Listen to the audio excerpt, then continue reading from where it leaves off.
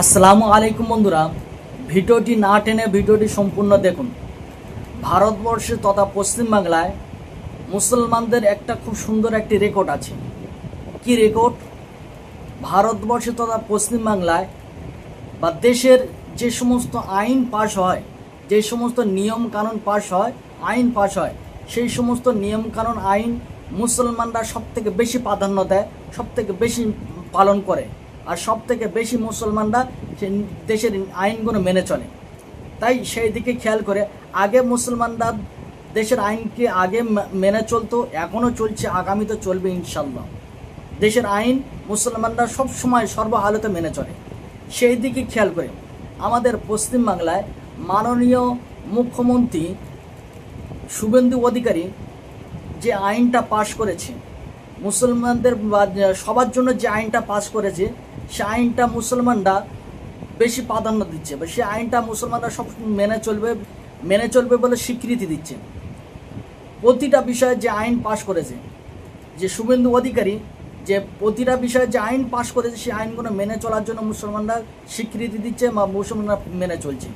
সে আইনের মধ্যে একটা আইন তুলেছে, যে একটা আইন আছে, যে 1950 সালের একটা আইনের কথা তুলেছে, যে 1950 সালের যে লেখা হয়েছে, বলা হয়েছে 1950 সালের আইনটা লাগু করা হলো পশ্চিমবাংলায়। কি আইন? পশু হত্যা করা যাবে না। তার মধ্যে গরু এবং মহিষকে বেছে নিয়েছে, পশু হত্যা করা যাবে না।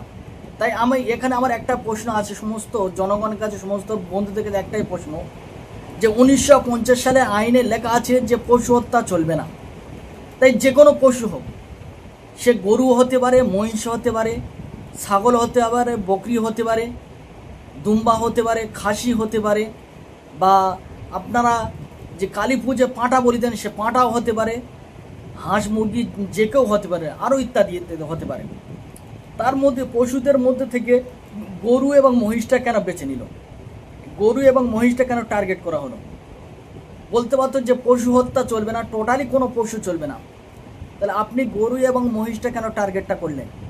যে এর দ্বারা এটা বোঝা যায় কি, যে পশুদের মধ্যে গরু এবং মহিষ পশু, আর বাদবাকি কেউ পশু না, বাদবাকি সব মানুষ। এর দ্বারা আপনি কি এটাই বোঝাতে চাচ্ছেন? এখানে আপনি বলছেন 1950 সালের নিয়মটা লাগু করা হলো, আর সাথে সাথে আপনি বলছেন গরু মহিষ খাওয়া চলবে না, গরু মহিষ কোরবানি করা চলবে না, গরু মহিষ জবাই করা চলবে না। ওখানে লেখা আছে পশু হত্যা চলবে না। আপনি তাহলে সমস্ত পশুকে নিষেধাজ্ঞা করে দেন। এখানে আপনি মুসলমানদের উপরে একটা জুলুম করছেন, বা মুসলমানদের উপরে একটা চাপ সৃষ্টি করছেন।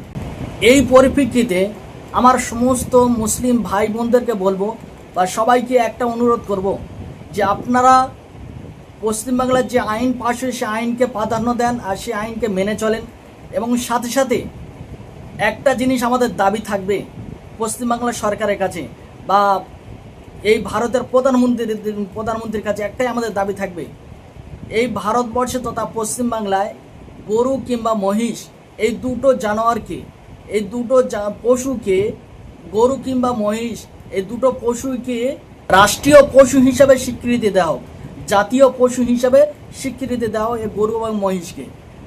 তাই সমস্ত বন্ধুদের কাছে বলবো, এই দাবিটা আমরা বেশি বেশি করে তুলি, যে গরু এবং মহিষকে রাষ্ট্রীয় পশু এবং জাতীয় পশু হিসাবে স্বীকৃতি দেওয়া। আমরা গরু খাবো না, গরু মহিষ খাবো না, গরু মহিষ বয়কট করে দেবো।